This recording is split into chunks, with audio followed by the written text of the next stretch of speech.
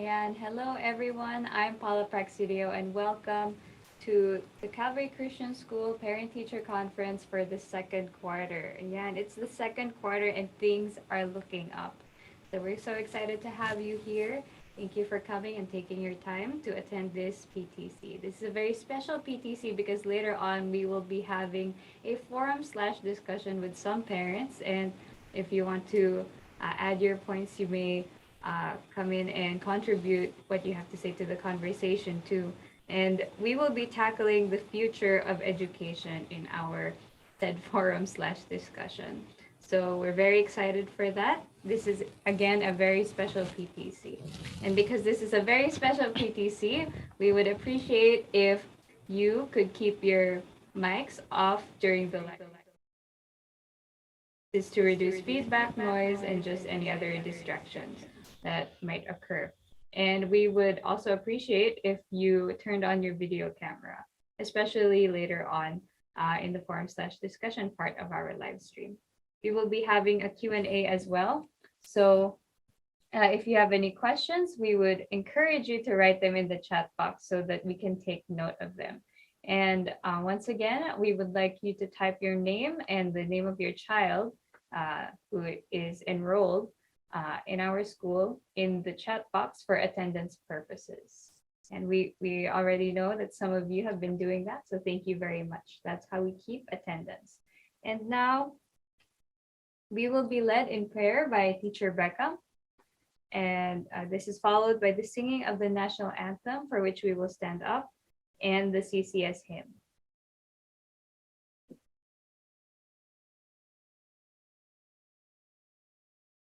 Father, we thank you for this day, for all the blessings, for the love, and for the joy you have bestowed on us.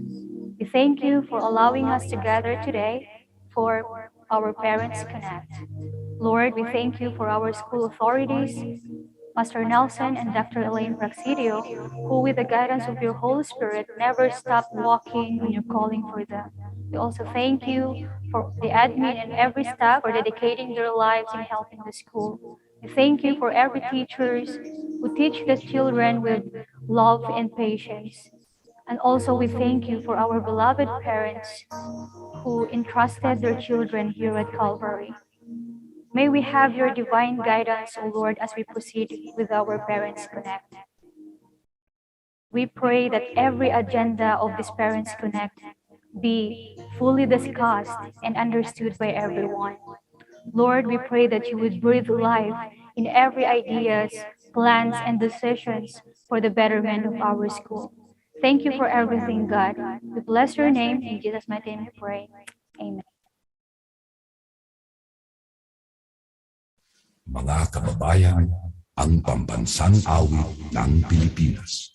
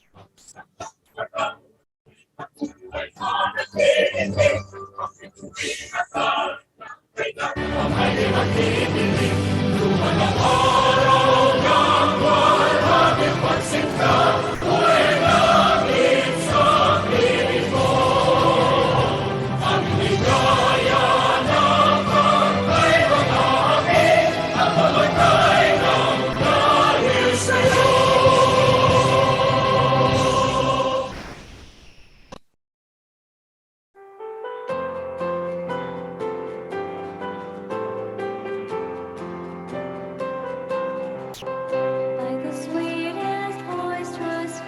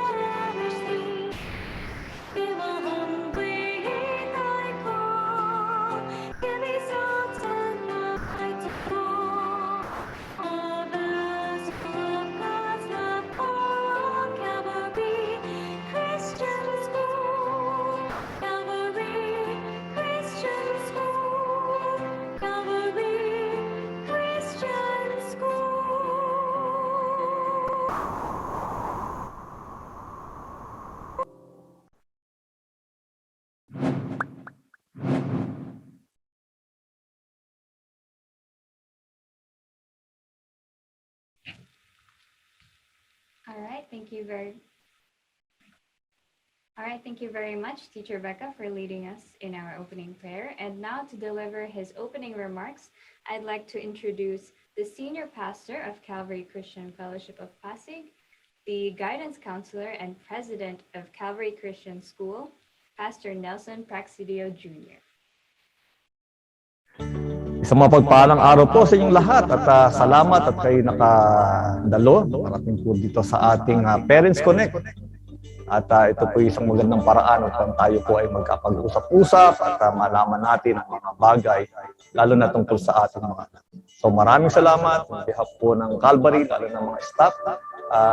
We encourage you na patuloy po tayong dumalo sa mga ganitong mga pagkakataon para po malinawan natin yung mga bagay pa na tungkol po sa school. Especially this coming year, no, na susunod na school year, we're planning to have a face-to-face.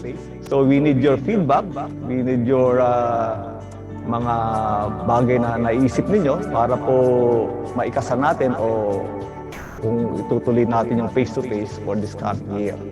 At hindi pa dyan tinatanong. So please, we need your feedback about that. Kaya dito po sa ating Parents Connect ay magandang pagkataon para ito po yung maitanong natin, lalo na sa ating principal, sa mga teachers natin, para malinawan po natin ano po yung mga bagay na pwede natin gawin for this year.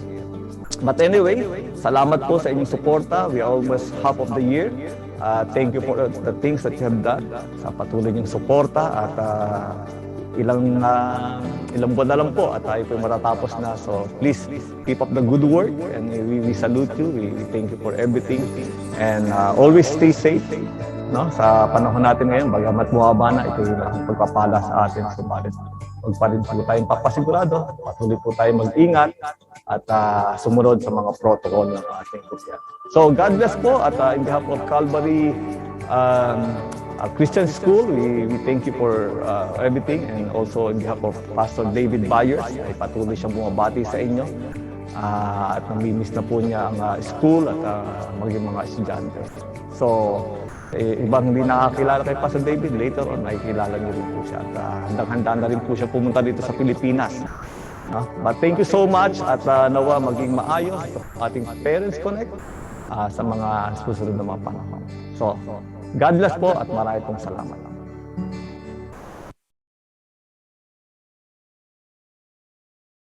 Thank you, Pastor Nelson, for those uplifting and reassuring words. And now I would like to introduce our host for today, of course. She is the Dean of Messiah College Foundation Incorporated and a board member of PAPRISA, which is the Pasig Alliance of Private School Administrators, and the principal of Calvary Christian School, Dr. Elaine V. Praxidio. Please give her a warm welcome. Okay, thank you, Paula, for that wonderful introduction. So good morning to our dear CCS family, to our parents, guardians, guests, partners, teachers, and staff. Welcome to our Parents Connect for this school year 2021 to 2022. I am so happy to see everyone here in Zoom. I have a lot to discuss with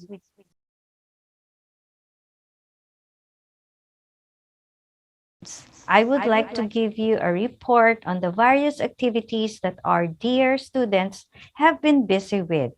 The second quarter covers the dates November 15, 2021 to February 4, 2022.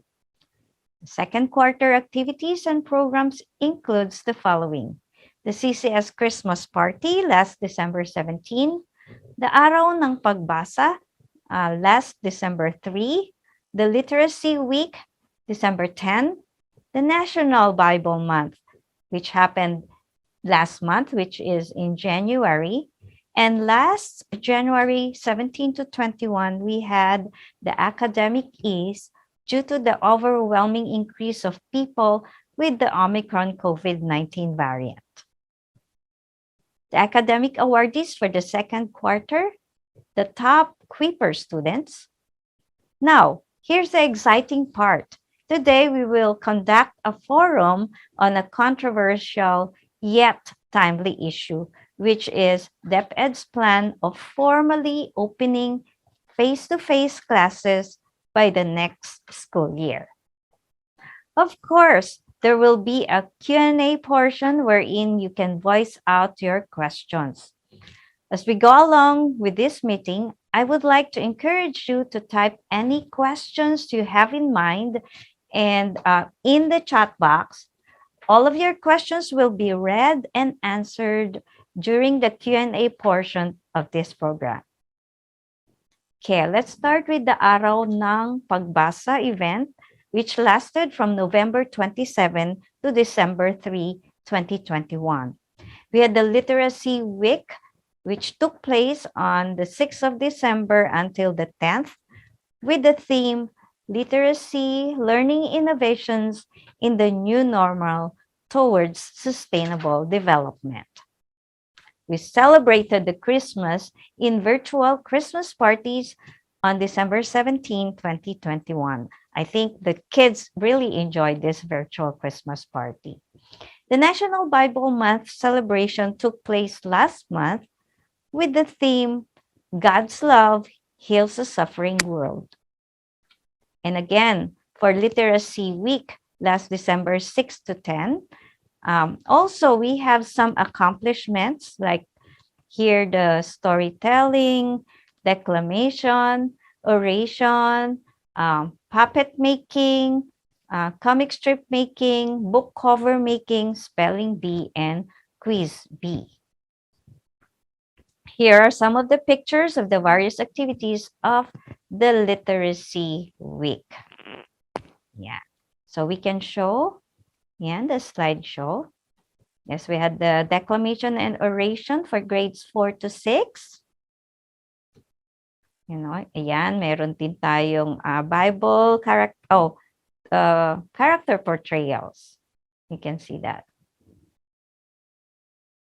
Okay, doon naman sa araw ng pagbasa, we have accomplished masining na pagkwento.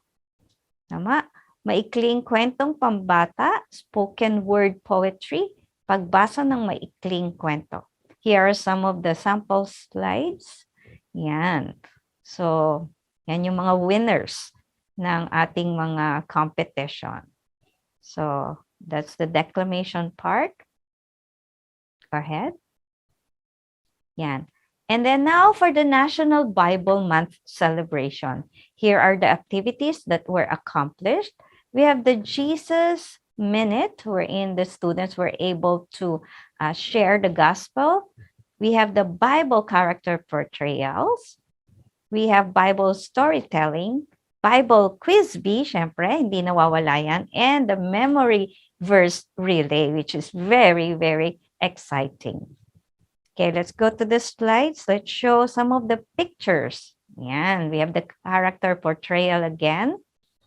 Yes, they're so cute. Bible character, yes. Yan, we have the St. Peter. He has the key. Yan, so cute. Everyone is so cute. Then we have the Bible verse relay. Yeah, let's go on. We have the Bible quiz bee. Later on, we will have video of this. Okay. Yan. So there were a lot of activities that happened. That's the character portrayals again. And now here are the 2 slides of the virtual Christmas party per level. I'm sure they all had fun. Pero mas okay sana kung face-to-face, di po ba, during the game portion and eating portion. So they had their eating portion in their homes.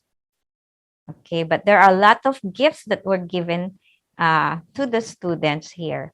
Okay, next, here are the cooking projects from the intermediate class. Diba? Wow, ang sarap. Nagugutom na ako. Nakakagutom. Students were able to prepare delicious and nutritious tortang talongs and tuna sandwiches.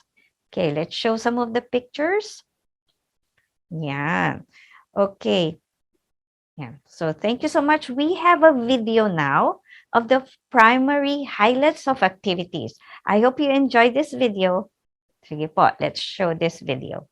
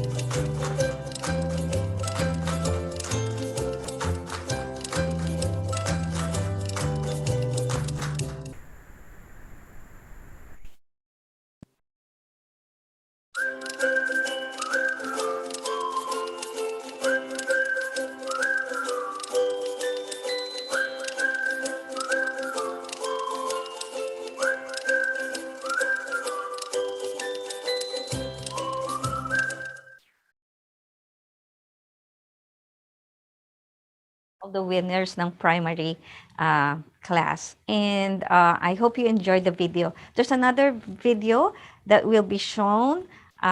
Yun po yung video ng intermediate class. Okay, take it away.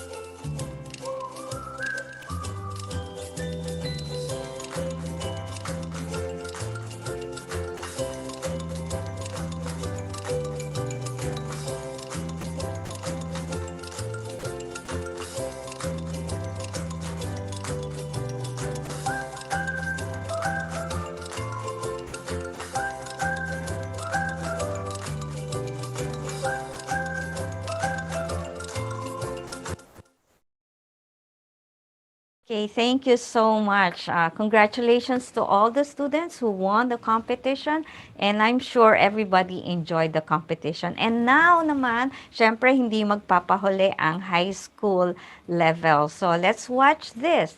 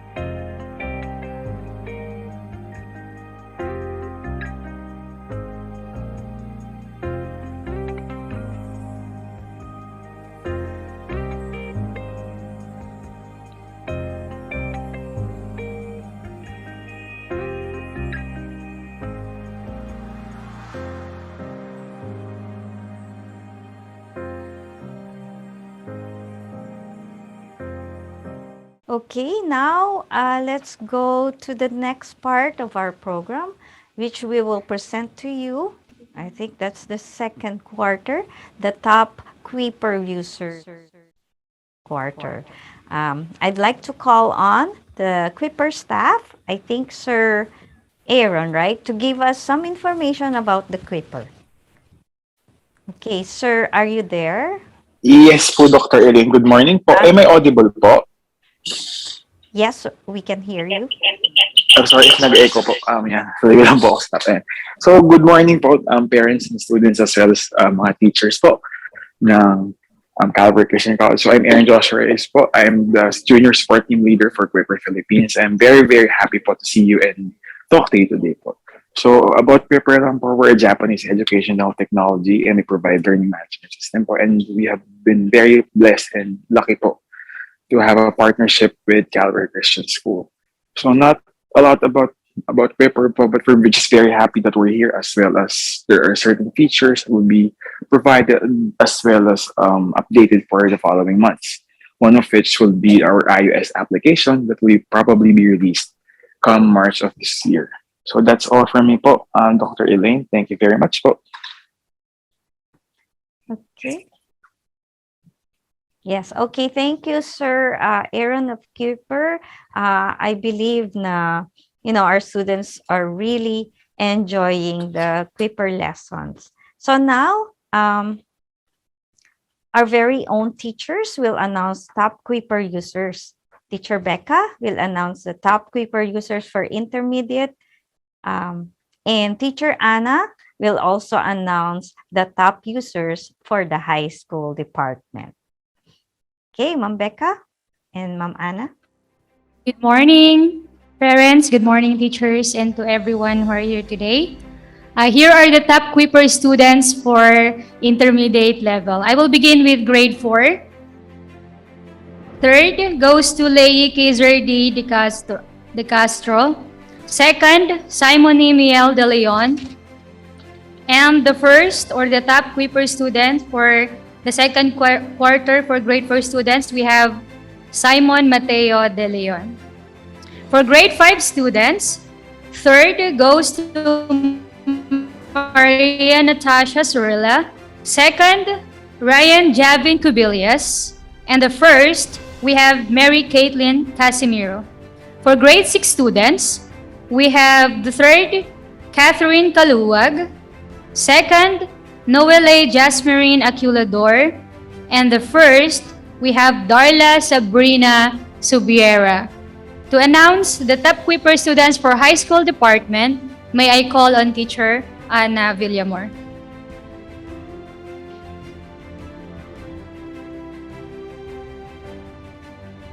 Good morning. Here are the top Quipper students for the second quarter high school department.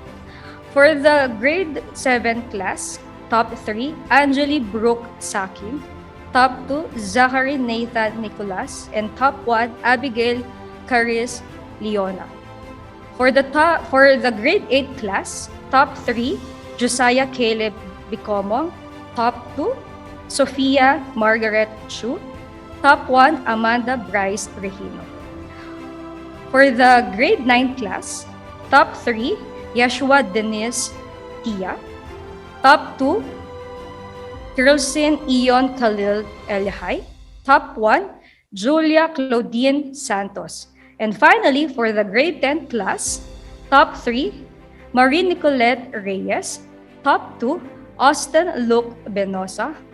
And top 1, Ashley Batin. Congratulations to the top users of Quipper. So now let's move on to the academic awardees. Medyo kinakabahan ako, no? Pero it was already revealed to me. But I'm sure all of you parents are very eager to know the ranking of your child or your children. So now, without further ado, let's here are the presenters, Teacher Princess, Teacher Becca, and Teacher Anna. Good morning po, parents. To announce the Academic Excellence with Honors in preschool and kinder, here are for kinder class, as per Skylar Roderick F., Bernal Asher Jacob B., Bitangkol Emma Sky Emmanuel Sky T., Dimson Matilda Johan P., Fernando Ivan Theodore S., Masangkay Zane Andre S., Sandatan Shan Mateo M. Congratulations! And for grade 1 class, congratulations to Abraham Lucas Franco G, Bautista Kayomi Gail T, Rivera Samantha H, Games Cantrovic D, Rivedad Chris Alexi A, Saking Amari Gabriel M. Congratulations. And for grade 2 class, congratulations to Anglo Michael Angelo Red E, Canizares Daniel Theodore P, Cubillas Rian Jam May D, De La Berges Aihara Kisha A. Espolon Gabriel Dennis D. Francisco Amriel Levin R. Francisco Lance Alan Gray. Idio Audrey May S. Libuna Joaquin Isabel C. Medina Arwen Rose C. Mora Enrico Rafa P. Ramos Rain Ilas B. Rojas Apollo D. Congratulations, grade 2. And for grade 3 class, congratulations to Aguila Ashton Micael R. Arellano Aidan Felix R. Balmidila Micaela Johanan K. De Leon Maria Marie Francois M. Escondo Kyron Tracy. Eteralda Benjamin L. Leona Aaron Christopher T. Magalona Jaden Mariano G. Manalastas Alec Brendan T. Maranyon Calix Roy A. Pamin Jared Eden B. Panganiban Jarrell E. Simon A. M. Paral and Margaret R. Perez Francisca Princess Clarita M. Ramos Rafa Alicia B. Resido Law Jubel Lohan S. Rhea Sandia Denise E. Rosetta Alicia Haley J. Sandatan Mary Mathea M. Santiago Maria Helen Isabel B. and C. Kitsuni. Congratulations, primary and kinder students, to announce the academic excellence with honors for intermediate level. May I call on Teacher Rebecca Gadang. Thank you. All right, let's proceed to grade 4 class. Congratulations to the following students. We have Arcelia Karsten Luriz R. De Castro Leye Kizer D. De Leon Simon Mateo D. De Leon Simon Emiel D. Domingo Shamaya Jadiel E. Macalindol Riza Juan C. Palacio Joaquin Luis G. Perez Roman Castiel M. Rosal Zeus Maximus H. And we have Samson Michael Christopher C. Congratulations, grade 4. For grade 5 students, we have Casimiro Mary Caitlin V. Cubilias Ryan Javin DC. Dries Zoe D. Gabales Julia Margaret L. Nicholas Kian Isaiah R. Padrigo Kyra Jenica L. Regino Noel Rafael F.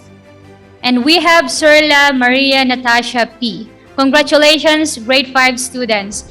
And for grade 6 class, academic excellence with honors in alphabetical order, we have Aculador Noelle Jasmine C.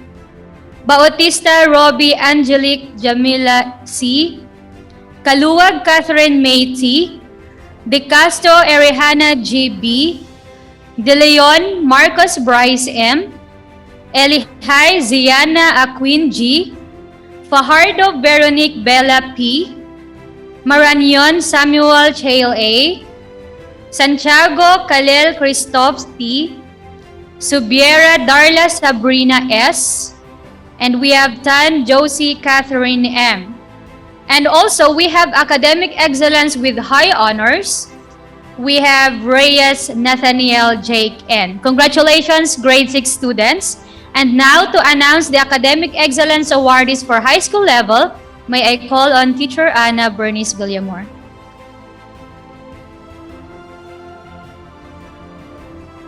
Good morning. Here are the academic excellence for the grade 7 class. Academic excellence with high honors. Leona Abigail Cariz. Academic excellence with honors in alphabetical order. Angeles Mika Angela G. Molabola Nathaniel Roy P. Nicholas Zachary Nathan R. Saking Angeli Brooke M. Tan Ethan Justin D. Here are the academic excellence for the grade 8 class. Academic excellence with high honors in alphabetical order. Bicomong Josiah Caleb A. Maranyon Cyrus Lan A. Regino Amanda Bryce F. Chut Sofia Margaret S. Academic excellence with honors. Bansuela Elijah Gabriel S. Dries Zay D. Espolong Rafael Luis D. Kaluwag Charlize Nicole D. De Castro Hali Christine G. Dalapon Mariska Tatiana C. Games Madeleine D. Gatbonton Maria Teresita C. Ochoa Julius Elias V. Perez Bernadette Elias M. Kiroda Sean Jamir D. Here are the academic excellence for the grade 9 class. Academic excellence with high honors in alphabetical order.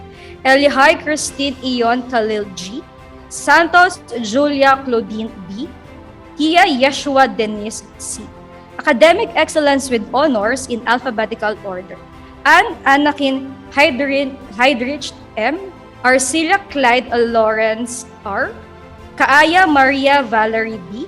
De Castro or Adriana Gianna B. Garcia Beatriz S. Inlayo John Daniel B. Santos Janela Chloe B. Tan Claudette S. Here are the academic excellence for the grade 10 class. Academic excellence with high honors in alphabetical order. Batin Ashley J. Castro John Paul Mavinson L. Palacio Christine Daniel G. Reyes Marine Nicolette M. Academic excellence with honors in alphabetical order. Benosa Austin Luke A. De Leon Max Ellison A. Labrador Aliyah Faith S. Pamin Jehan Paul B. Perez Francesca Sofia E. To announce the schedule for the report card distribution, may I call on Dr. Elaine Praxi. Okay, thank you so much. Before I show you the consultation schedule, I would like to congratulate all the academic excellence with honors and with high honor students. I can hear some of the cheers from the students as well as the parents. So congratulations po sa inyo. Okay, for our one-on-one teachers consultation, our advisors per level would like to and discuss the results of our students' performance. We can show the slides of the schedule. I think it's only 15 minutes per parent. So if we can show ng mabilisan lang, no, ang schedule. So ayan po yung schedule for the kinder 2, and then next the schedule for grade 1, and Ma'am Rose will will be able to talk to you. Kanina yung kinder si Ma'am Jeng, and now for grade 2 we have Ma'am Princess. Yan po yung schedule. Next schedule is for grade 3 is Ma'am Rona. So she has a lot of students. So she has a lot of parents to talk to. Okay, again, so for grade 4, ito po yung schedule. Ma'am Colleen will talk to you. Next, we have for grade 5 ba yan? Si Ma'am Joy Regaspi will talk to you. So here are the schedules. Next, for grade 6, we have Ma'am Rebecca Gadang. Okay, for our high school department, for grade 7, we have Ma'am Lizelle Macabangon who will be talking to you. Next, Ma'am Lay Salangsang for grade 8. Then for grade 9, we have Ma'am Mary Ann Huenda. And also for grade 10, finally, we have Miss Anna Villamor.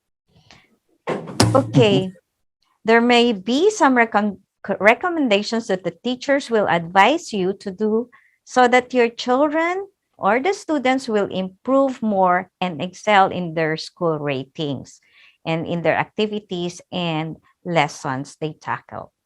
By the way, all of the slides that were shown here will be posted in our chat group per level.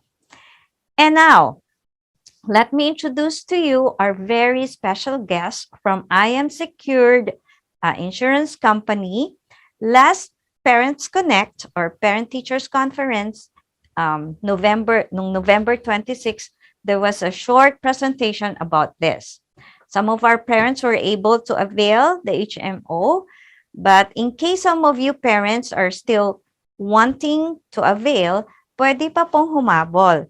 Maikli lang po ang presentation na ito, parang commercial lang sa TV na 5 minutes, no? Parang Semeco lang, maikli lang po, sandali lang po. Let us now welcome Miss Bella De Vera of I Am Secured Insurance Company. Okay, Ma'am Bella?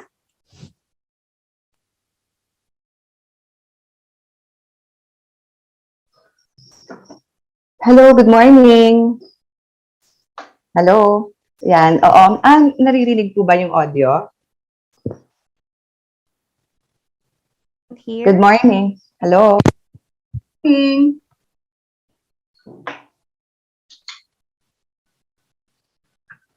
Is audio clear? Okay. Yes, po. Thank you very much, Ma'am Elaine, for this great opportunity. This morning to be with you, and pardon me for taking a little bit of your time, but I understand that it has already been discussed with you yung last meeting nyo, but today sabi nga commercial lang, and ipapresent ko lang yung mga important and basic. Ma'am, I'd like to ask for permission to present.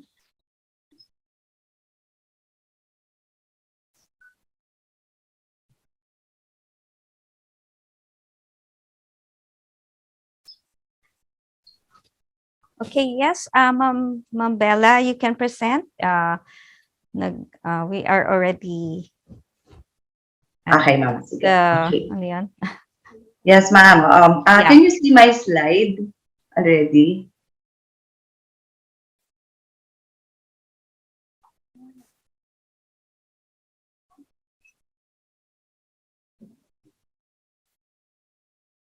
Ayan. Can you see the slide already? Yes po. Okay, sige. So welcome. By the way, I am Bel De Vera. I am the branch head for Lucena branch. And of course, for today, I'd like to welcome you to our presentation of I Am Secured and Get Well Health Systems. Now, again, yung I Am Secured po is an insurance agency incorporated who will be accommodating services for Get Well Health Systems. Now, I Am Secured Insurance Agency is the marketing arm of Get Well Health Systems. Okay, so ang I Am Secured din po is insured po ng Insurance Commission and of course, Security and Exchange Commission. And just to give you a brief information about the mission, ang mission po namin, are you seeing the right slide, ma'am? Are we on the mission page? Hello? Kasi baka hindi po lumilipat. Okay lang po. So the mission is to promote awareness on the importance of health, security, and well-being of every Filipino through a customer-centric and efficient service. And our vision is to be a nation leader in providing quality yet affordable health and welfare services to the Filipinos, promoting integrity and excellence. And our core values is security, excellence, compassion, unity, respect, ethical, and dependability, and of course, regardless of ultimate security and protection. So I'd like to introduce to you to our partner Health Maintenance Organization, or the HMO, Get Well Health Systems Incorporated. So we are partnering to protect your health and ease your financial burden. So ito lang po yung brief lang na profile po ni Get Well Health. So it was established in December 5, 20 years na po in the industry, and we covered 500,000 membership and counting, registered more than 300 accounts. Corporate accounts po yan. A corporation with paid up capital of 30 million and 60 million pesos during the 2001 inception. Member in the Association of Health Maintenance Organization of the Philippines and HMO Industry Mediator, and of course authorized by the Insurance Insurance Commission to sell Excuse me, Ma'am HMO Bella. products. Sorry. Yes, ma'am. Hi, Ma'am Bella. I think your PowerPoint presentation is not presenting. If you can push or click the percent because it's not moving po. It's not moving. Okay. Yeah. Stop ko muna, ma'am, yung sharing, but it's sharing already. Teka, mama. Yeah, Sandali. share. Stop ko lang ulit yung sharing. Okay. Okay, go ahead. If you can share your slide and percent. Yan. Okay, thank you. Yeah, continue Okay. na lang po, ma'am. So, well, yan. So, that was the profile of Get Well Health Systems. It's actually not moving. Wait, ayan. So, can you see the next slide, the corporate and individual account?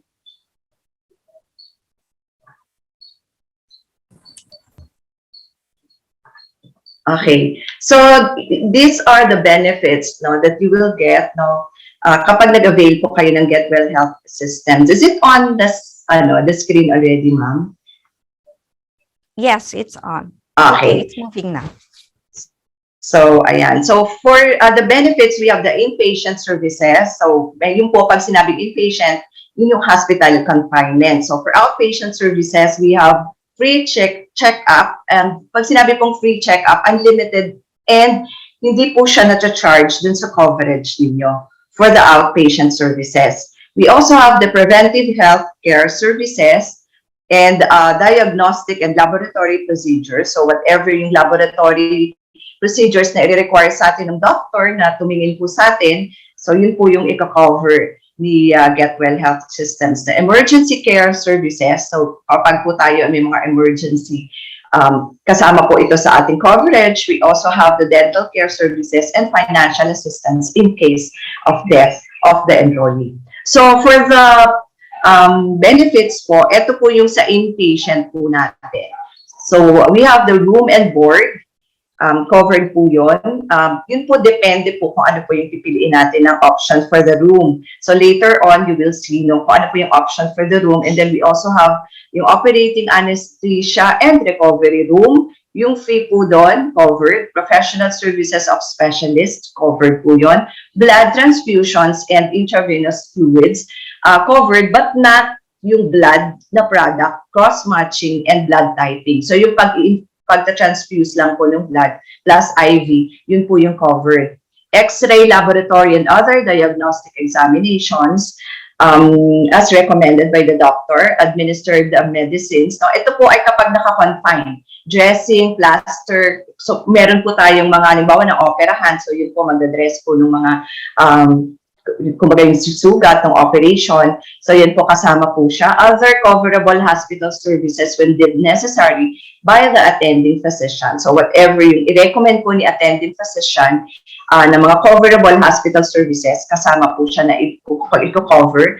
ICU confinement. So, CT scan and ultrasound or computed tomography po ang ibig sabihin ng CT. So, yun po ay covered din. And of course, yung MRI or magnetic resonance imaging, covered din po yan kapag hospitalized po ang enrollee. And para po naman po dun sa outpatient, we have the emergency cases not requiring confinement. So, kapag po outpatient, ito po yung medical consultations during clinic hours. So, again, it's unlimited and not chargeable dun po sa card. So, if you have, let's say, a coverage of, let's say, 40,000, kapag po tayo ay nagpapakonsult, hindi po niya dinededa.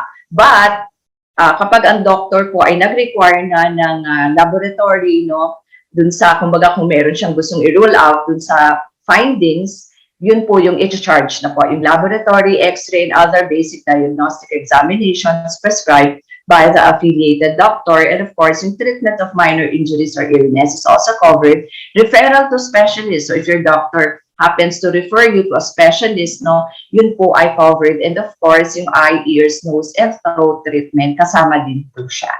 And for basic APE or annual physical exam, after payment po natin, ang venue po is to be designated. So ibig sabihin, kapag tayo po ay mag-APE or annual physical exam, dapat po gagawin talaga sa affiliated clinic po natin. So if we have a total of, let's say, 50 or more, pwede po tayong mag-send sa mga corporate account po natin ng mobile clinic, no, para sila po ang dadayuhin na ng clinic para sa APE natin. So ano po yung APE na covered? Chest X-ray, urinalysis, fecalysis, physical exam, complete blood count. So kasama din po natin yung immunization, but except yung cost of medicine or vaccine. Yung pagturok lang po, kasi yung doctor po natuturok, meron po siyang fee, so yun po yung kasama.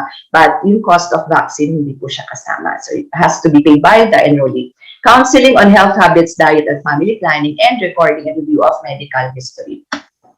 For dental services naman po, yung oral prophylaxis, once paid na po yung ating payment, so meron po tayong pwedeng one-time na oral prophylaxis or linis ng ngipin. Unlimited simple tooth extraction, unlimited po siya yung bunot ng ngipin, except for kung may mga complication, hindi po kasama yung treatment for complication. Yung simple tooth extraction lang po, na walang complication. And then consultations and oral examination, 2 permanent fillings per year, yung pasta po, 2, and then treatment of lesions and wounds. And kapag naman po, emergency cases, like for example, talagang dun sa area ninyo, walang affiliated hospital, so ito po yung mga minsan emergency, kailangan nyo agad-agad padala. So if confined in affiliated hospital, 100% covered po siya. If confined in non-affiliated hospital in areas with no medical provider, ang reimbursement po is 100%. If confined in non-affiliated hospital in areas with medical provider, like for example, sa area nyo, meron naman po tayong affiliated hospital, pero hindi po tayo nakapunta dun because, kumbaga, emergency yung case. So the first hospital na nakita dun kayo, kumbaga, dun napa-confine si enrollee, so 80% lang po yung reimbursement. Kasi po, given that we have an affiliated hospital in the area. So the company member of the family or the family, yung company like us, pwede rin po kayo mag-inform just in case kami yung na-inform, or kung yung member of the family, kailangan po ma-inform ang get well within 24 hours from the time the patient is in the hospital so that yung reimbursement will be granted. So kailangan po beforehand ma-inform. So yung reimbursement po, ang requirement lang po is yung hospital bill. Ibig sabihin, binayaran na po natin siya, kaya reimbursement. So yung hospital bill, it has to be attached dun po sa payment, or dapat po yung payment or yung OR ay naka-attach dun sa hospital bill. So yun po yung reimbursement requirement lang natin. And Get Well will provide a financial assistance in case of death of the member. So, yes, ma'am.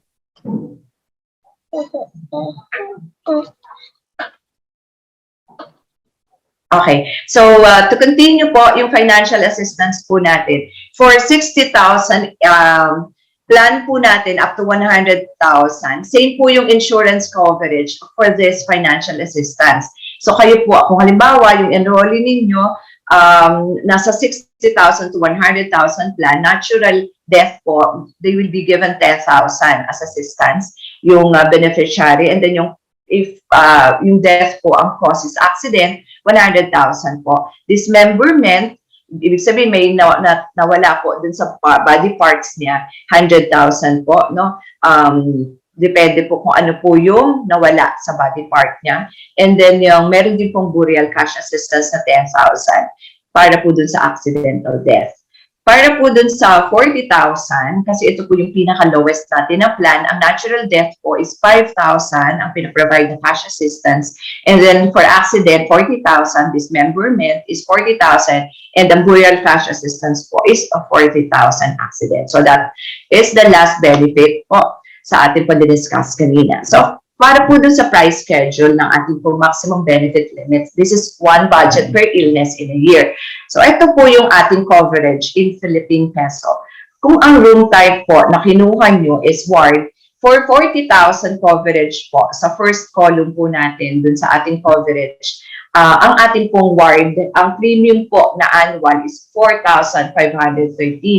For semi-private po, ang annual ating pong premium is 5,423, and private po is 6,316. So that is for the 40,000 plan po. Ibig sabihin, for every sickness, you are covered 40,000 dun po sa mga coverable natin sa ating pong nasabi kanina na mga benefits. And then kung kayo naman po or yung enrolling nyo is 60,000 ang coverage, ang ward po na annual premium is 5,423, semi-private is 6,497, and kapag private room po is 7,589. For 70,000 coverage, we have 5,952 for ward, semi-private is 7,143, and private is 8,334. For 80,000 coverage, meron po tayong ward na 6,316, semi-private 7,589, and private is 8,846. For 90,000, ang ward po niya is 8,227. For semi-private, 9,739, and private is 11,360. And lastly, for 100,000 coverage po, we have 9,789 for ward, 11,756 for semi-private, and private is 13,707. So ito po yung coverage na pwedeng pamilian na mag-enroll for our maximum benefit limit. And lastly po, kapag kailangan po i-declare yung pre-existing, so ang pre-existing po, ibig sabihin po yun yung illness po that you already have no, before kayo po ma-cover ni Get Well Health Assistance. So ang exclusions po ay yung illness, ibig sabihin kapag hindi included, those are exclusions na hindi po coverable ng ating pong health insurance. So yun po yung illnesses that has no coverage starting from effectivity date all throughout nung inyong pong coverage na period. So ano po yung dapat nating malaman? For corporate account, pre-existing condition is not covered during the first year of membership. But I'm just not sure dun sa customized po na binigay po sa atin. Ano po? Pero ito po, for a standard na ating pong agreement is yung pre-existing is not covered on the first year, but on the second year, yung ng membership, yung kumbaga yung renewal na ng membership po. For corporate account po ito with at least 50 enrollees. Ang minor and major surgery po for pre-existing condition is already covered. That is our standard. So, what are the exclusions po? Mabilisan lang po, no? Ito po yung hindi kasama. Services from non-accredited doctors, clinics, and hospitals. So, it is important, no, for you to go to the accredited doctors, clinics, and hospitals. Plastic reconstructive surgery for cosmetic purposes and congenital deformities. Dermatological care for purposes of beautification, infectious diseases such as avian flu, meningococcemia, and of course, yung ngayon po na sa pandemic, yung COVID-19. All organ transplant surgery, psychiatric or psychological illness and conditions, including neurotic and psychotic behavior, and yung treatment po of alcohol and drug-related services, sexually transmitted and its complications, pregnancy-related services, treatment of injuries or illness caused directly from hazardous activities, all screening tests, including yung COVID-19 screening test po, self-inflicted injuries, including infections from tattoos, piercing of the ear, or any part of the body, and of course, yung attempted suicide. So yan po yung hindi covered ng ating pong healthcare insurance. At paano po tayo nag-claim? So first po, kapag halimbawa, tayo ay halimbawa na hospitalize po yung enrollee, accredited hospital po or clinic ang pupuntahan natin kapag outpatient clinic po. So hospital coordinator po, I will call GHSI for LOA or letter of approval or authorization. And then you will proceed kapag po meron ng LOA, ipoproceed na po dun sa admission or sa check-up kapag outpatient. And then, yung last, kapag tapos na yung confinement, punta na lang po sa billing and yung net of PhilHealth po ang babayaran. Kapag wala po ang PhilHealth, kailangan po shoulder ni enrollee yung PhilHealth amount na nakakompute. Kasi po talagang kailangan po, ang PhilHealth po kasi ini-impose sa mga HMO na kailangan mag-member ang mga covered na patients. So dun po, kapag hindi po covered ng PhilHealth, kailangan po bayaran yung PhilHealth na in portion computation po kung magkano yung covered ni PhilHealth. And then, yung net of that, yun po yung eco-cover ni Get Well. Okay? So, yun po yung kailangan, ito po yung normal practice natin or procedure on how to avail yun pong ating Get Well Health System. So, ito po yung ating contact numbers, no? We have all yung mga, TNT, Smart, Sun, and Globe. So, lahat po ng mga, kumbaga, telecom companies, nilagyan na po natin para mas mabilis po ang access ninyo. And of course, we have trunk line during office hours and then hotline for 24 hours po na kailangan po natin i-inform si Get Well Health para po sa ating availment. And of course, I would just like to share with you yung time and health po natin kasi nga 'di ba tayo nag-avail tayo nitong mga health systems natin ano po, and syempre yung pong time natin kapag nawala na no, ngayon po na tayo ay capable pa po na kumbaga prepare for our future no. Kailangan po syempre we have to make use of our time and take advantage of it. And of course, yung health po natin is very important sa atin kasi kung tayo po ay hindi na healthy, hindi natin magagawa kung ano po yung gusto natin sa future. So these are two important and precious assets that we don't recognize and appreciate until they have been depleted. So we are here for Get Well Health Systems and I am secured no, to help you with your preparation affordably para po mas ma-prepare natin yung future po natin. Okay po, so that's about it for my presentation. If you have any question, you can throw po any question na yun pong sa portion po ng Q&A. Thank you very much po, Ma'am Eli, for this opportunity. And if you have questions po, I will entertain for right now. Ma'am Bella, thank you very much. But there's a question here from Michelle. Is it Ma'am Michelle? Michelle Bautista. Kung meron daw vaccine, right? I can't read it on my side, but I already read it kanina. But kung meron daw vaccine available, can the doctors of I am secured or get well administer? Tama ba yung vaccination? Yes, ma'am. So for the vaccination, pwede pong mag-administer ng vaccine. Yung pag-administer na fee po ang covered po ni Get Well Health Systems. Pero yung pong mismong vaccine na gamot, yung ituturo, hindi po siya covered. Okay. So thank you so much. I hope Ma'am Bella was able to answer your question. But later, if you have other questions about the Get Well, okay lang po kayo, Ma'am Bella, to stay a little bit if there are sure, ma'am. Sure, ma'am. questions later. Maybe they're thinking. But anyway, while we are waiting for the questions, I would like to tell you that this health from I Am Secured and Get Well is a project of PAPRISA. PAPRISA is the Pasig Alliance of Private School Administrators. So, nag-usap sila na kailangan we can actually join. Mahirap kasi na konti lang yung mga teachers in one school. If they can join in one, so that we can avail of a more affordable health insurance. So, so it is open to all the teachers, all the parents, all the students, your children, or yung mga neighbors nyo, kamag-anak, whoever would like to join, but we will all be under PAPRISA. So makikita nyo sa card nyo that we are all under PAPRISA.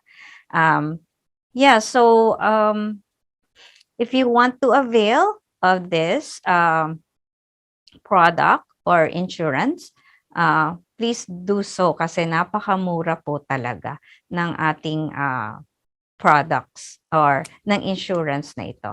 So once again, I would like to thank you, Ma'am Bella, for a wonderful presentation. So kung hindi kayo busy, you can just stay and there might be some more questions. Yeah, sure, ma'am. So I will stay po. Okay. Thank you. Accommodate my questions. So thank you very much po, Ma'am Elaine, and everyone for listening and this great opportunity to present our product. Thank you so much po. Yes. I'll just be here po. Yes, I think you have mentioned about yung the COVID, hindi kasama. But meron po tayong affordable na kasama yung COVID illness, right? And also, I think PAPRISA, ay gusto nila na yung pre-existing will be waived on the first year of membership. So, yun po yung nilalakad natin. Kaya, hopefully, we have at least 100 members. So, please avail of this. It's really, very affordable. At alam ko, kayang-kaya natin yung 4,500 for 1 year na po yun na dapat nating bayaran. Okay, thank you once again, Ma'am Bella. Just stay there and we will get back with you if there are questions. Okay, here are some of the Yes, products that ma'am. we are offering. By the way, we also have some of the produce Calvary Farm. Okay, here are the products. We have peanut butter made by the Livelihood Mothers. We have the garlic chili licious. And I think some of you were able to taste this products. And then we have, okay, next. Oh, we have our tutorial. No? And you want to avail of this. If you know some students who need tutorial, then you can contact us. Again, there's some more. Ayan, we have of course, you know, the Rose of Sharon, which is located in Brookside, Cainta. If you have weddings, baptism, birthdays, retreats, you know, family gathering, you are all welcome to avail of our affordable then na swimming pool. And I hope the students can come again in the swimming pool to have their swimming lessons. Okay, again, we have, the iFern. I was able to talk to the distributor of iFern. Si Ma'am Annalise, one of our parents in the school, but she, apparently we were not able to contact each other before this, but I would like to let you know that we have iFern products, especially now, if you are looking for vitamins, we have Fern Active, Fern D, and we have a lot of products like toothpaste and other beauty products. So if you want, you can avail it in the school. And maybe next time I will invite her again. Okay, next we have also the Super Moringa products, which is good for it's an aromatherapy and Super Moringa with botanical essence, panghaplas daw, at pang massage. Okay. Para na kung siguro dapat may bayad na yata ako dito for advertising these products. Okay, and also we have the Clouds Disinfectant Solution. Ito po ay organic. When you enter the school, you will be sprayed on this fog machine. And don't worry, organic po ito. I remember when, I think a year ago, when the parents are asking if we have this fogging solution na organic, we already found this. And please come here in the school para ma-experience nyo po that when you enter our school, this fogging solution na organic ay may spray po sa inyo. And so that we can all be protected from any virus that is around us. Okay, meron pa ba? Okay, okay, thank you so much. We have more products actually available that we that we carry. So just come here. We have products also from our Calvary farm. So we have eggs, and also we have some bananas. Actually, lakatan. It's super mura po. I think it's only 68 pesos, pero sa labas it's 80 pesos per kilo. So if you want to avail that, meron po kaming available now. Okay, so actually we are almost done with the first half of the school year. So 2 quarters na lang po ang ating tatahakin. Ang lalim na Tagalog. But now for the third quarter, we will have our math competition. I am sure that all the mathematicians, the students will enjoy the activities and programs that our math teachers prepared for all of you. Okay, so if you have any questions po pala, you just type in dun sa ating chat box so we can read it later and we can answer your questions. Now, malapit na po tayong matapos. So just stay there lang po and relax. Okay, now let's proceed to the final and very important part of our program, the forum on the latest issue, wherein we as a school are ready for face-to-face school for the next school year ba? Parents, are you ready? Teachers, are you ready? And of course, students, are you ready? Okay, let me go on to my next slide. Okay, vaccination is one of the strategies that our government has employed in fighting the COVID-19. As of February 14th, that is Valentine's Day, we have 61,626,201 Filipinos have been fully vaccinated against COVID-19.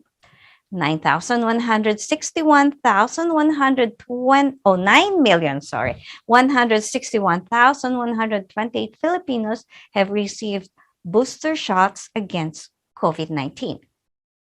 On February 7, 2022, the government allowed vaccines to be administered to the children younger than 12 years old.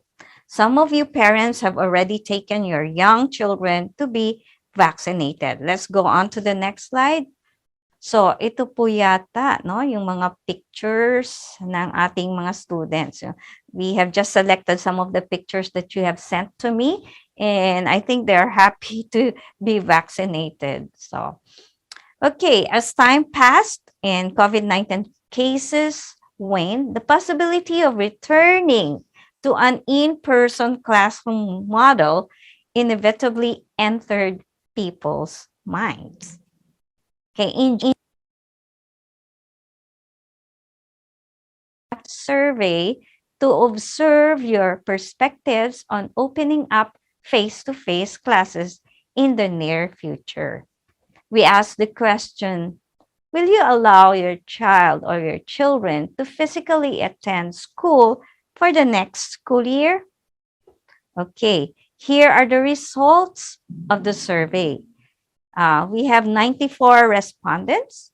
We have 28 parents who answered yes, kaya na.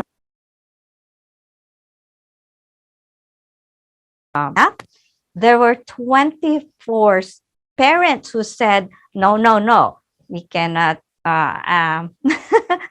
we cannot allow our children to go to school on a face-to-face basis. And there were 40 parents who said, not sure. They are not sure.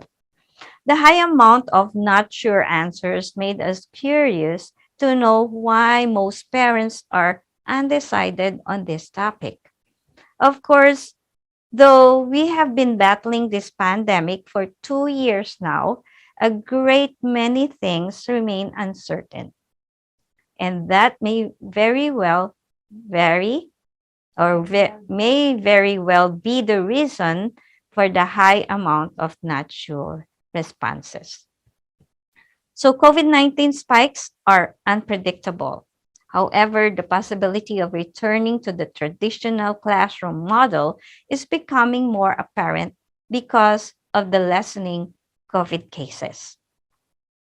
From our peak of 37,103 new active cases on January the 14th, 2022, because of the Omicron variant, we have gone down to an average of 3,060 na lang new infections reported each day, just 9% of the peak. Some schools in the Philippines have already gone back to in-person classes. So actually, I saw last night in India, bumalik na yung mga students, no? Especially the high school students in school. So meron na silang classes in the school. So allow us to offer some insights on the advantages and disadvantages of the virtual classroom setup. Okay, later I will call some of the parents who said yes, no, and not sure. But here are the advantages and disadvantages. Okay, we have some parents here. Okay, so I'll just read, no? We have just looked at the yung mga advantages po is we have an increase, increase convenience. So, convenient po sa ating mga students, sometimes they don't, you know, rise up early, at least 5 minutes or 10 minutes before the class. Yun lang po, before 1 hour, no? Or 1.5 hours, they prepare na as early as 5 o'clock in the morning kasi 7:30 po ang klase natin dito. So, yun po yung advantage. And second, we have effective time management na ma-manage po natin yung ating mga students or yung mga children ninyo, yung time management. And then we have sharpen digital skills, mas lalo tayong natuto, no? Even as adults, we were able to learn the Zoom or yung mga Google Meet, So, yun po yung mga advantage. And then we have affordable. It's affordable also. Kasi even our tuition fee here in school, affordable po kasi we have cut yung mga miscellaneous expenses that you are paying in the school. And then number 5 is the immediate feedback on exams and tests. So, ayun, pagka take nyo ng exam, normally, you can see yung feedback. But here are some of the disadvantages. We have a need for extra training. Siyempre, kailangan nating malaman yung mga Kahoot, iba-ibang mga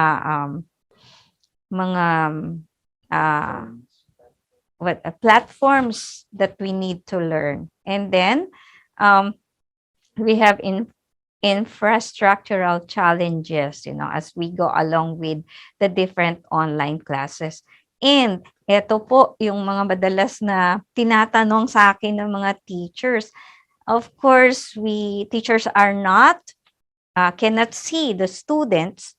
So, sometimes there are cheating, parang, actually, sometimes here sa school na, minsan there are a lot of cheating in the school, pero not in Calvary, hopefully. And so, pag nasa bahay, we don't know what they are doing.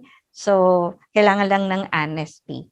So, those are the disadvantages. And of course, the students sometimes cannot show themselves or doesn't want to show themselves. So, minsan ang nakikita ko lang yung buhok or yung noo and they kind of hide kasi, I don't know, there are various reasons why they don't want to show themselves. And of course, yung disadvantage, laging nakaupo yung ating mga students as well as the teachers sa kanilang mga areas. And sometimes it's hard.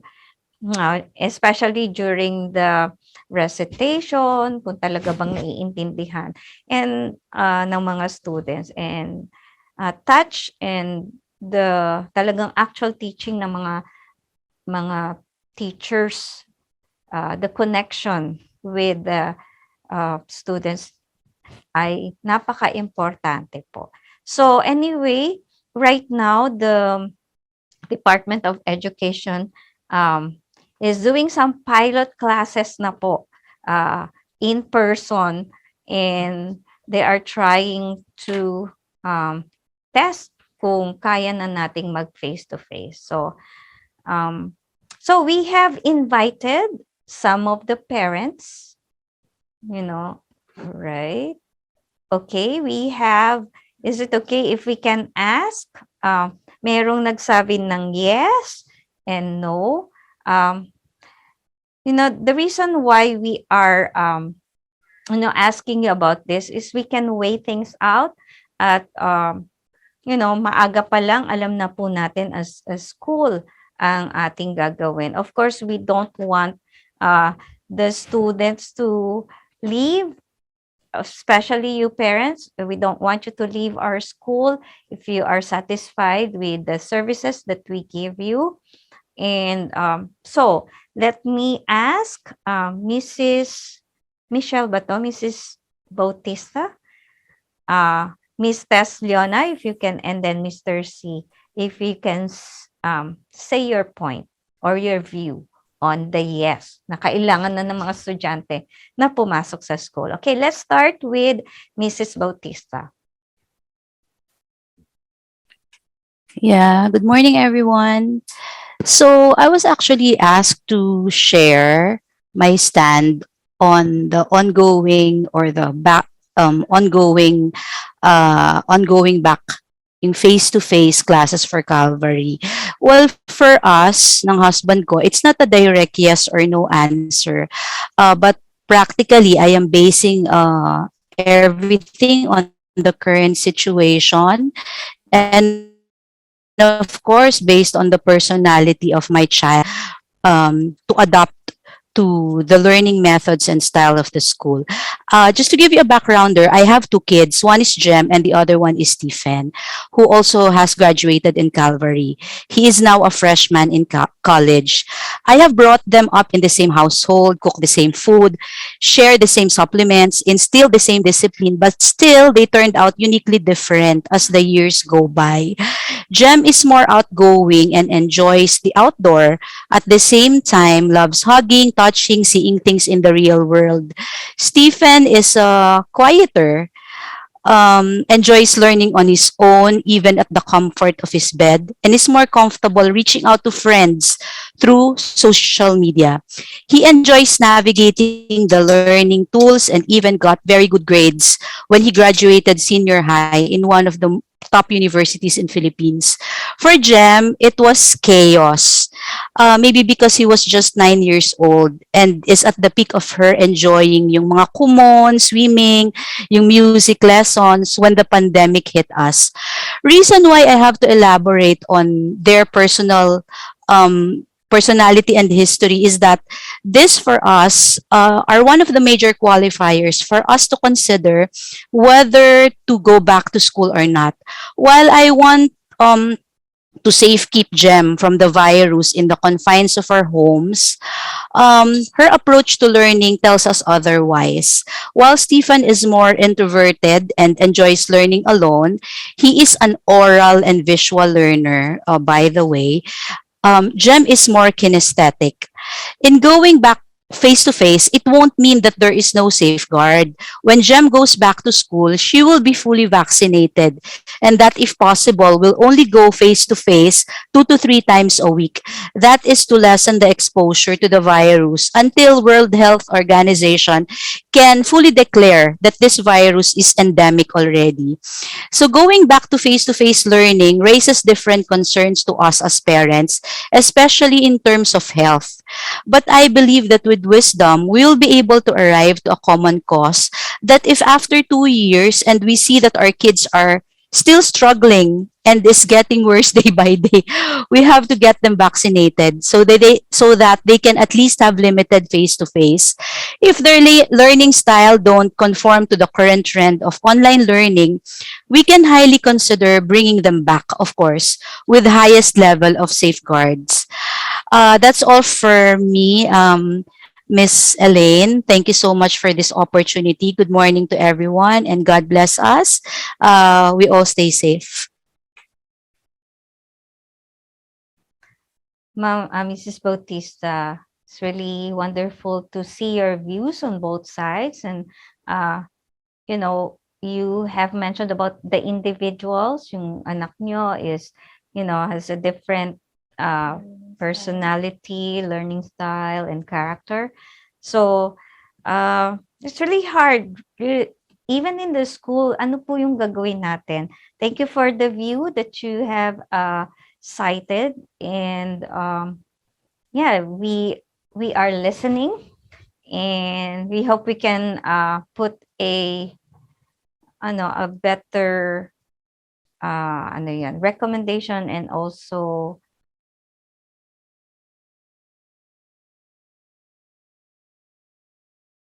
the view of Mrs. Tess Leona. Mrs. Tess, can you please speak? Sige, hi, I'm Mr. Leona. I'll speak on behalf of my wife.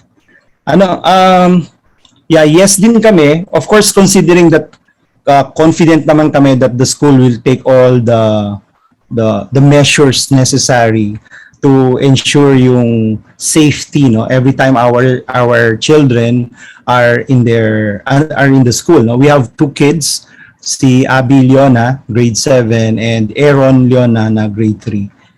Well, reason why we said yes, because number one, well, I agree with everything that Mrs. Bautista said, no. Well prepared yung kanyang yung kanyang opinion, and well, I agree with all that, no. Ganun talaga yung mga bata, no, may kanyang mga personalities. And well, happy kasi sa akin, I'll base it on results, no. Naniniwala ako, results don't lie, eh. And so si Abby still does well. In fact, kanina during awarding, no, maganda yung rank niya. Yung kay Aaron, medyo nakita ko na he was not as he was in his grade 2 days. All right. So sabi ko, something is amiss, right? And so very clearly, ang nakikita ko yung yung classroom dynamics na hindi kayang palitan ng virtual. No matter how good we are, di ba? No matter how much support we give, meron pa rin talagang nawawala. Kumbaga, lost in translation, hindi ba? Merong nawawala sa classroom dynamics kapag nag-virtual, eh. And siguro yung iba will be able to pinpoint them. Ako right now hindi ko talaga makita. Pero well, meron akong isang nakita, yung I'll be very honest to admit, I am not as good as the teachers kasi they are more equipped than I am. And kapag virtual, nalilimitahan yung kayang gawin ng teachers, eh. And we parents, we try to compensate, right? As best as we can, we try to compensate, but admittedly, kulang pa rin, hindi ba? And in so doing, tayo rin mga parents, we sacrifice our time and give up other things na kailangan din naman natin gawin, right? And so I think in the best interest of everybody, I would rather entrust my children to the teachers who have been trained, who have been trained, and also the classroom that has been set up to create a more conducive learning atmosphere na mahirap din talagang i-create sa bahay, no matter how we try our best, right? There are some things we really cannot recreate inside our homes.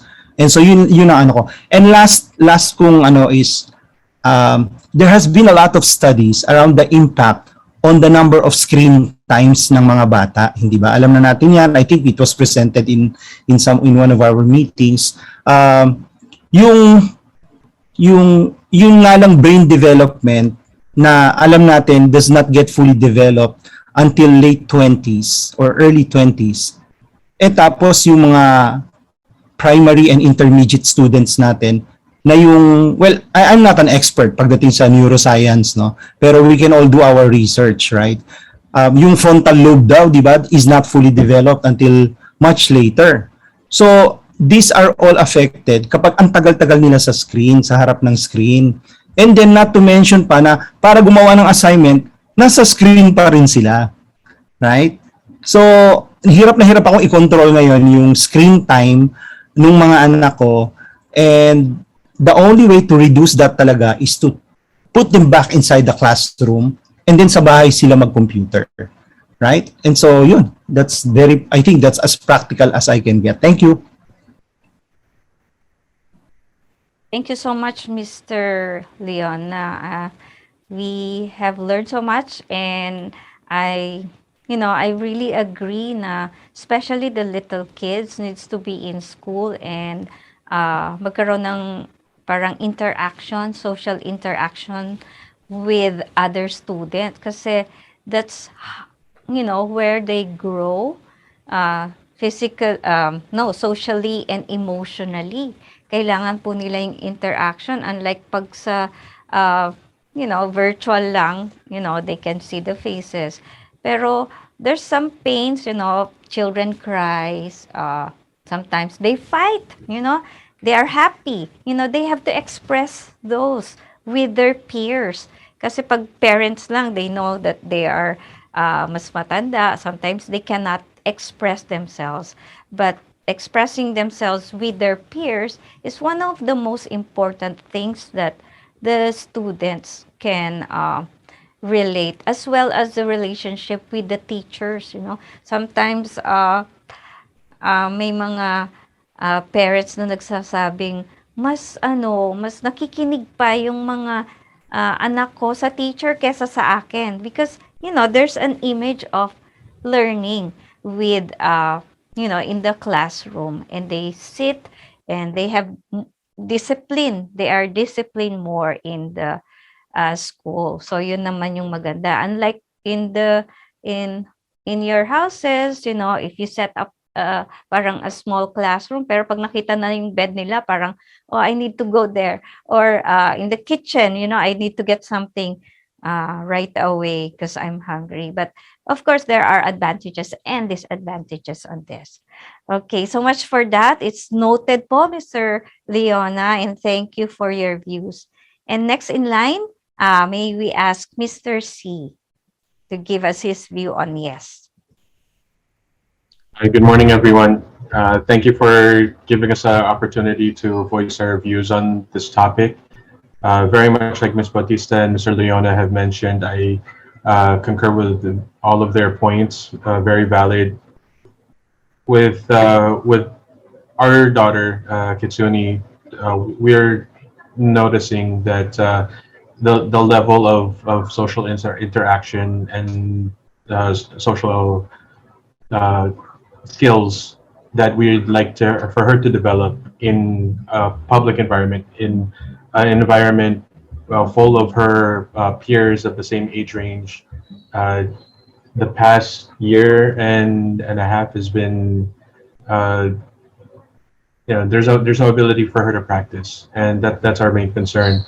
Again, our choice to agree with allowing in-school participation is very much grounded in based on our current situation. There's a cost to everything.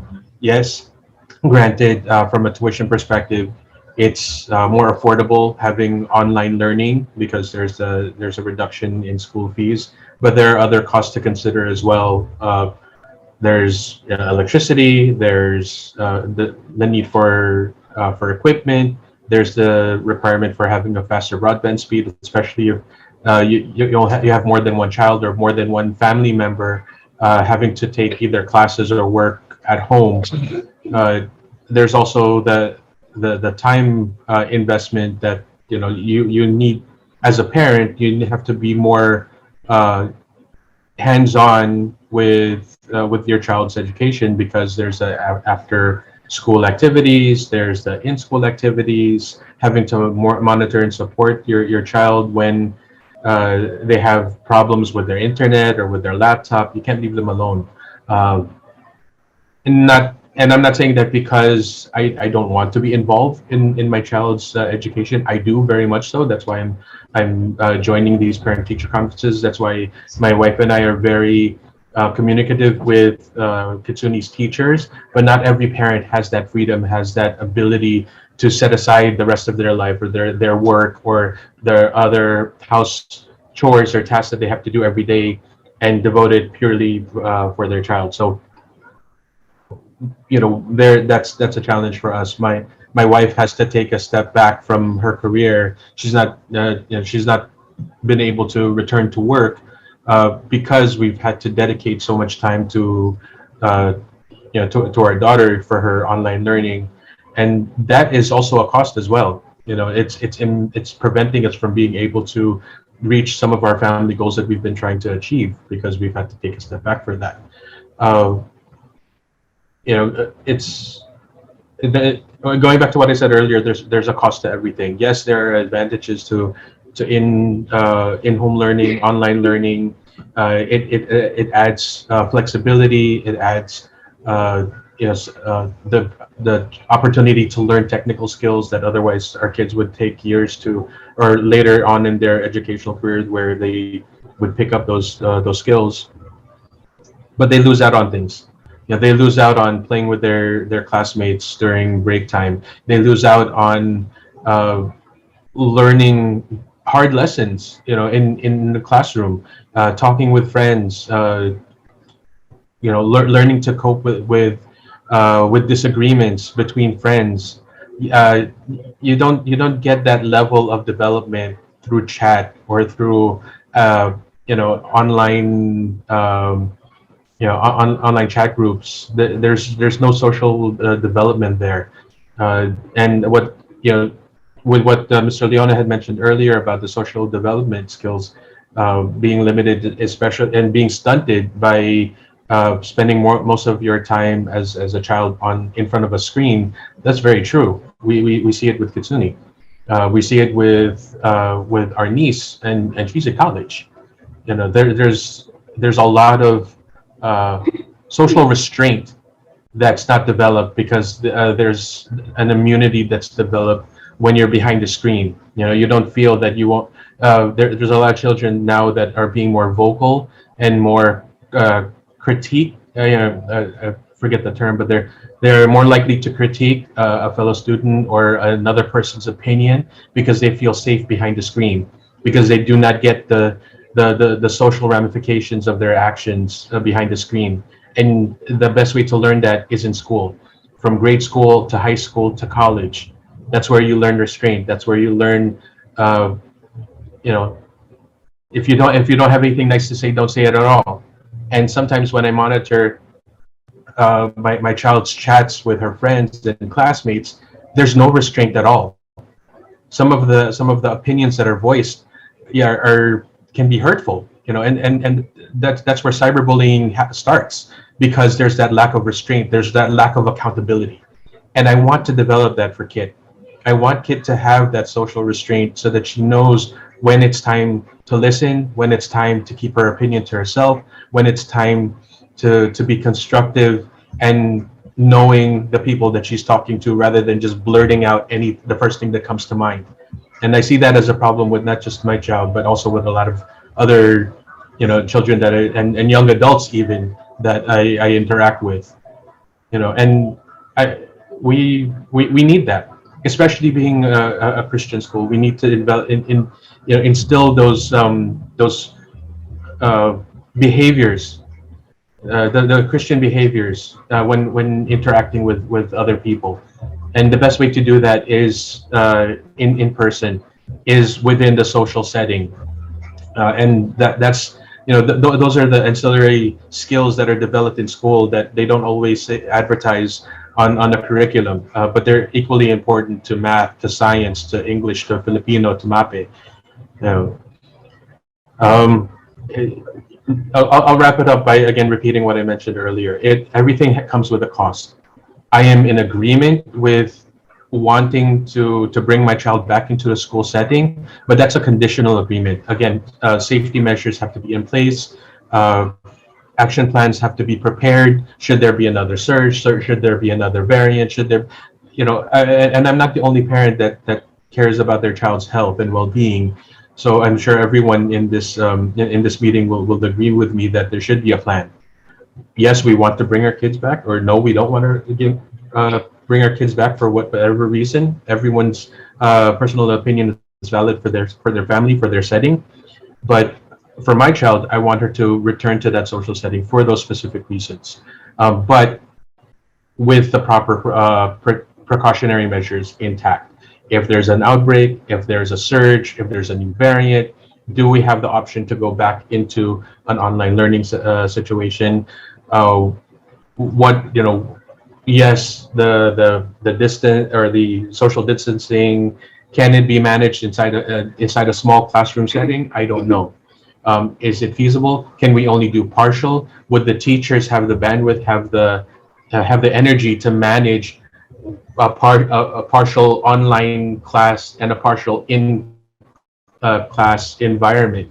That's going to be a big challenge to our teachers, and I don't, as much as I have my wants and goals for my child, I need to take that into account as well. So again, if all precautionary measures are in place, if the teachers needs and well-being are also met and maintained, why not?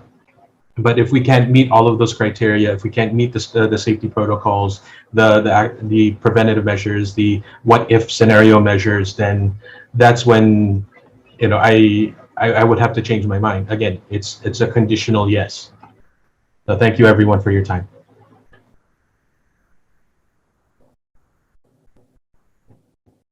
Thank you so much, Mr. Steve. Excellent, excellent view on yes, yes to face to face.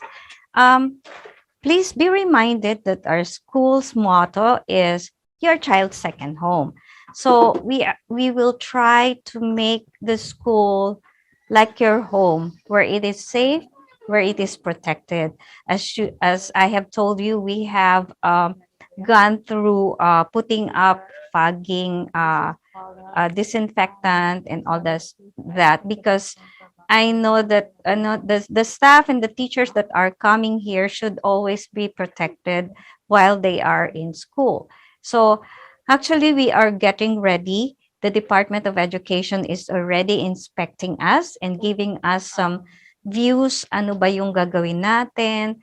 There should be a lot of parang reminders of washing hands, putting the mask.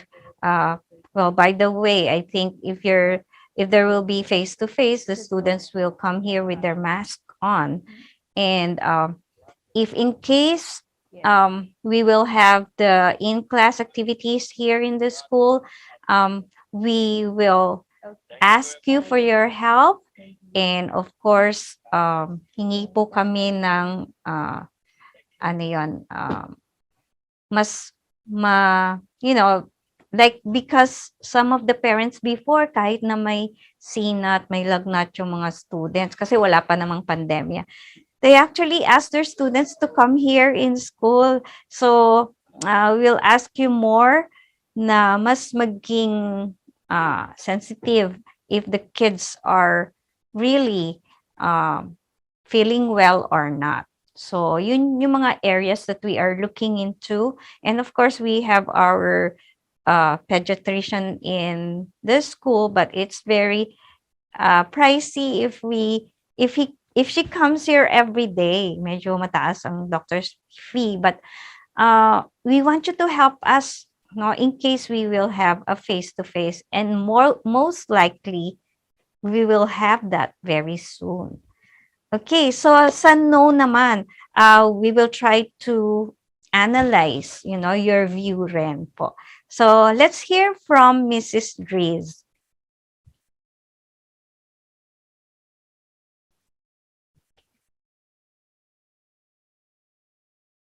Mrs. Driz?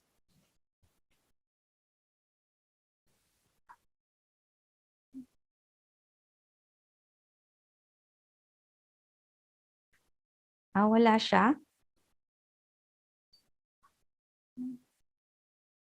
Okay, are you there? So anyway, can we go on? We'll get back with you, Mrs. Driz. Let's go to, may I call on Mrs. De Castro?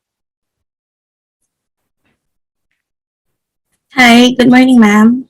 Yes. Good morning. Hello po. Good morning, everyone. I'm Christy De Castro. My daughter is in grade 8. So when I first saw the request from Teacher Lay to share why I choose online classes, the first thing that came to my mind was what our family went through. So I would like to quickly share to you what our family experienced with COVID-19. So March 2021, my husband, he is a frontliner, and my daughter tested positive with COVID. Both are asymptomatic. We are concerned on our daughter because she has bronchial asthma. So we monitor her every hour, and I even asked the teacher to check on her during online classes because she's isolating in her room. So we quarantined for 15 days and thought okay na ang lahat. However, little did we know, hindi doon natatapos yung effects ng COVID-19. 4 months later, my husband had a heart attack. He suffered with myocarditis. It is due to the COVID-19 na he had noong March, kahit na asymptomatic siya. He is doing well now, but he has been doing cardiac rehab until today. So I share our personal story with you, not to scare you, but to show you that there are still a lot unknown to us regarding the long-term effects once you had the virus. And to take those into consideration and decide more carefully. I understand we have different household situation, what works for us, or what works for our family may not work for you. With that, I encourage everyone to create your own pro-con list. And I highly recommend to include your children's input. Listen to their opinions regarding face-to-face class. And after creating the list, I please ask this to yourself. These two important questions. Number one, do the benefits of face-to-face class outweighs the risk of having COVID-19 and its future complications? Is it worth risking the lives of our children and our families? Number two, are you financially stable to handle thousands of pesos you may have to shoulder for RT-PCR test whenever your child gets exposed to someone who have COVID and possible hospitalization costs? Kasi whether we like it or not, ma-expose ang mga anak natin kahit anong safety protocols pa yan. So this is just the reality of it. Somehow, somewhere, ma-expose ang mga anak natin. And we have to deal with it, with the cost of hospitalization, of RT-PCR testing, and all those things. So yeah, for our end, right now, it's a no. But maybe sa future, mas mag-develop pa ng mas maayos na sistema. Ngayon kasi, lahat ito trial pa lang eh. So, do we want to subject our children to this trial run? Diba? So, that's all. Thank you for your time listening, and I would also like to express how grateful I am to our teachers and school staff for always going the extra mile. Alam nyo, they have proven even though there's no physical interaction, they can still maintain the high standards in teaching our children. Again, thank you po. I hope this helped you make the best decision for your child. Thank you, Mrs. De Castro. It's really very, very good as well. I know that your husband is a frontliner, and you know, it's so hard when you really experience the sting of COVID, no? Na talagang nahirapan. I understand you, and I know that, you know, hopefully the virus will clear. Some of the people, or I think in some of my readings, sabi nila yung COVID will just be like a flu na lang later. So I hope there will be a time na darating yung panahon na yon. And thank you for your view. We can hear you as well. And later we can support each other on how really to handle this situation. It's very difficult. It's very new for us. Sabi nga, kailangan na nating mag-move on sa new normal. And what's really new? That's the question. Okay, let's go back if Mrs. Driz is here to give us her view. Nandiyan na ba siya? Wala pa rin. Okay, let's move on to Mrs. Games. Mrs. Games, are you there? Hello? Can you hear me po? Yes po, we can hear you. Yes, hello. Good morning po everyone. I hope everyone is safe po and healthy. To give you a background po, when the pandemic started, I was on my maternity leave po. I have a 3-month-old baby then back in March 2020. And then my son, I have 2 kids po in Calgary. One is Rovic and then Maddie. Maddie is in grade 8 and then Rovic is grade 1 now. So, nung nag-start yung pandemic, kinder 1 pa lang po si Rovic noon. So, dun pa lang nag-start yung pagpasok niya sa school. So actually hindi yata natapos yung kinder nila dun sa school. Nag-start na nag-online class na nga kasi nga nag-pandemic na. So yun, medyo nung nag-kinder 2 siya, dun po kami talaga nahirapan kasi si Maddie ano na siya, grade 7, grade 6 na yata, grade 7 na yata siya that time. So talagang medyo mature na, may discipline na po talaga. Kaya lang nahirapan kami kay Rovic kasi nga that time 5 years old pa lang siya, and then doon pa lang siya nag-i-start magkaroon ng social interaction with other kids. Tapos, isa pang issue doon is yung internet nga po, yung internet connection, medyo nahirapan kami.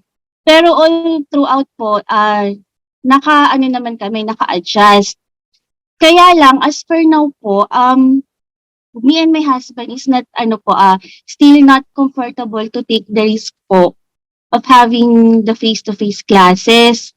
Kasi, katulad po kay Mrs. De Castro, to share lang din po, we also had the COVID, lahat po kami ng family, including yung baby namin. So, alam po namin yung hirap. Although mild symptoms naman po yung mga kids, kaya lang medyo nagkaroon po ng medyo symptoms yung husband ko, which is also a frontliner po. So, yun po, nag-base din kami doon kasi ang hirap pong magkasakit lalo na may baby pa kami. So, ayaw din namin i-take yung risk na lalabas yung mga bata. And for my son po, siya po kasi yung tipo na malikot pa sa age niya. So, minsan unconscious siya, unaware siya sa mga nahawakan niya. Sometimes, pag lumalabas kami, tinatanggal niya yung mask niya. So, talagang hindi pa po siya ganun ka-disciplined, unlike dun sa grade 8 student ko.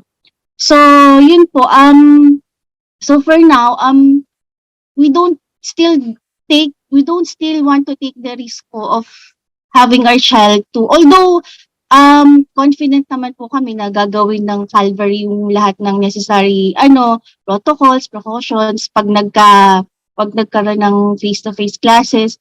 Kaya lang, hindi pa po talaga kami comfortable na yung mga bata, lalo na't may baby po kami dito sa bahay.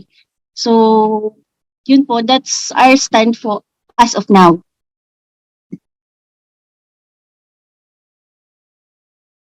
Mrs. Games, again, as I have told before, we hear your views and we respect kung ano man yung inyong decision, and because the conditions, yung mga na-experience nyo. Thank you for letting us know about your view. So, marami pong salamat. I'm not sure if Mrs. Dries is there. Wala pa. Okay, for not sure naman. Actually, marami po yung nagsabi. We are not sure if papapasukin namin yung aming mga anak during this time or next school year. Okay, may I call on Mrs. Christy Inlayo? Hello, good morning everyone. I'm Christy Inlayo and my child is on grade 9. Kasi frontliner ako, walang duda bali, I am not sure yun ang pinili ko kasi wala naman akong duda regarding sa paghahanda ng Calvary sa mga safety protocols. Alam ko yun. Pero kasi, kaya ako naging not sure, the time na nag-conduct ng survey, meron pa tayong mga almost 10,000 cases every day. Tapos, kami mismo ng family ko, nakaranas din kaming magkaroon ng COVID. Magastos. Iniisip ko, what if 15 na bata ang papasok sa school and one nagkaroon ng COVID? So yung 15 na bata na yon, kailangan magpa-test, kailangan uling magpa-quarantine, including their families. Kasi yun yung health protocol natin . Once na na-expose ka sa positive, kailangan mo mag-quarantine, kailangan mo magpa-swab, maybe maging asymptomatic ka. Although ngayon, ang mga cases po is mild. Nakaranas din po ako na dito sa Doña Juliana, I cater mga 200 plus COVID patient. And ang magugulat kayo, miski may nagka-COVID na siya, meron pong reinfection na sinasabi. Itong reinfection na to, although vaccinated kayo, lahat ng pamilya nyo vaccinated, pwede pong mangyari. Ngayon, not sure dahil hindi ko alam na baka talagang bumaba pa yung cases o mawala na, magkaroon na tayo ng endemic. Pero yung safety kasi ang nasa isip ko. Yung safety ng mga bata, safety ng pamilya, dahil sabi ko nga sa inyo, kaming lahat nagka-COVID, magastos siya. Kung ordinaryong pamilya, hindi po talaga kakayanin. Kasi katulad ko, kung ako po may asthma, so nag-undergone pa kami ng every 3 days merong nagpupuntang lab dito just to monitor yung x-ray, tapos blood test. Masalimuot po talaga pag nagkaroon ng COVID. Para maging safe yung anak mo, kailangan talagang i-assure mo na yung mga kaklase hindi magkakaroon. Pero hindi natin kayang gawin yun eh. Kasi nga, sabi ko na nga, we came from different families. Itong bawat isa sa pamilya natin, kung 5 kayo, meron kayong 5 activities sa bahay. Meron nagtatrabaho, merong nag-aaral, merong nasa bahay lang, may namamalengke, may nagda-drive. Ganun po ang mga activities. Sa bawat isang pamamahay lang po yun. Pero, pag pumasok ang isa doon na positive, lahat po yan affected na. Yun po ang ikinakatakot ko. Although wala akong duda sa safety measures na ginagawa ng Calvary o ng government natin tungkol sa health protocols. Even the alert levels, wala namang dyan. Talagang ginagawa nila lahat. Pero, ang safety kasi, it starts sa family natin. Tayo dapat ang mag-decide regarding sa safety ng family natin. Kaya, nag-ano ko ng not sure, kasi by next sem, hindi ko naman, next school year, hindi ko alam kung ano na yung status natin. Kasi dati, di ba, bumaba na, pero nag-surge ulit. Tumodo talaga ang surge ng COVID. At merong mga ibang variant na namumuo. Hindi natin alam kung kailan matatapos. Kaya not sure ako, by the time na talagang ang government na we can do the face-to-face classes, okay. Siguro papayag na ako kasi utos ng government. Pero ang sa akin kasi, yung safety. Safety ng bawat isang estudyante, safety ng bawat isang pamilya. That's all. Thank you. Thank you so much, Mrs. Inlayo. I know that you're a frontliner and you are one of our staff, a part-time staff in our health department in the clinic. You have been working with us. Kaya lang, because of the pandemic, we were not able to contact you in doon sa mga health ng ating mga students. But anyway, mas lalo ako narito. No, hindi po. I know sometimes, yes, we would like our kids to be here, our students to be here. We want to hug them. We want to see them. We want to see their smiles. We want to see their activities when they walk, when they run. And it's a joy to see everyone in the school. Pero there's on the other side naman, baka naman magkasakit sila. And for all you know, if the kids carry, affected din po yung mga teachers natin. Sabi nga nila, mas affected yung adult rather than the younger ones. So, syempre, dapat mag-ingat din lahat. But with this in mind, thank you so much for all yung mga views ninyo. We will consider it. We will do some programs para ma-cater natin yung yes, no, and not sure. So we'll have another session maybe later, and let's siguro support each other kung ano man yung mapagdedesisyonan, and please help us also for the next school year, and hopefully we can come up with a very, very good program for all the kids, yung ano yung tinatahak nila, or even our families. What are the things that we need to do? Again, I would like to tell you that Calvary is your child's second home, and we want to protect each one, and we want to be united. Our main concern is that your children will learn in a way na talagang in a godly way, and their skills and talents will be cultivated and motivated.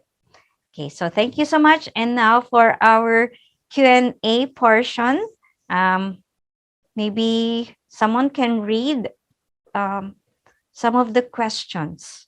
Paula, would you like to read?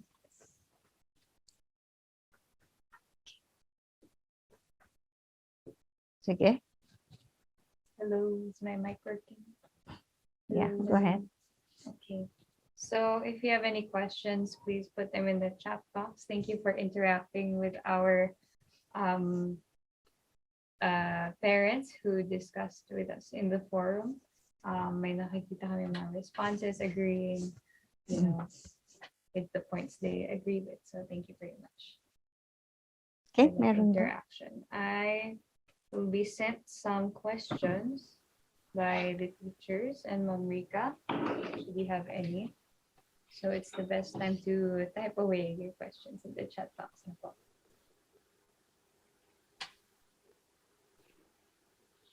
Wala. You can ask questions about yung kanina, yung HMO. May mga free RT-PCR test sila if you get the COVID insurance at an affordable price. Also, if you have questions on the standing ng mga students, and other questions within the second quarter and for the coming quarters, sa third and fourth quarter. Okay, any question? Okay. One right here from Josiah Bicomo. What would help us make a clearer decision, I think, is if CCS would lay down its concrete plan of action and guidelines so that we would have a basis for us to help arrive at a more definite decision. So, siguro, they're asking what are the steps that CCS is taking. Okay. Yeah, thank you for your question. All the decisions that we will make now and for the future will be in consultation with you po. So we will not make any drastic decision unless it's in consultation with you. So sana maging active po lahat ng mga parents so we can come up with a good program para po sa ating lahat. Yun lang po. Please to support us during this very difficult time ng ating education. Okay, wala na po yata. I know that most of you are hungry, but you can post your questions in our chat box and be able to contact us and visit us in our school. But we have some protocols that we are doing. When you enter our school, there's what they call that system, yeah, we have the when you push the doorbell, then there will be fogging a machine that will welcome you and disinfect you, and then we have the temperature as well, and the alcohol is ready. So our staff are confined in their room. Hindi po nyo sila you can talk to them in a glass window. you can talk to them via microphone. There's a microphone in the admin office as well as outside. And, we have all the signs now in our bathroom, in the CR. We have urinal now in the men's CR. Ano pa yung mga pagbabago? Well, of course, we disinfect our classrooms. We have work from home teachers. They come here at least twice a week so that we can see them and touch them and talk to them. So yun po yung mga protocols. Of course, our fire extinguishers are already in place. So yun po yung mga, and then we have yung mga tables and chairs are already set apart and ready for face-to-face in case DepEd ask us to do so. But of course, we will not do that unless we have another consultation with you. Okay, meron pa bang question? Okay, kung wala na, thank you so much, Ma'am Bella. I'm not sure if she's still here. Yes, I'm here. But if there will be questions moving forward, we can always answer all those questions, ma'am. And thank you for that opportunity again. Thank you, everyone. Have a safe day ahead. Okay, thank you so much, Ma'am Bella.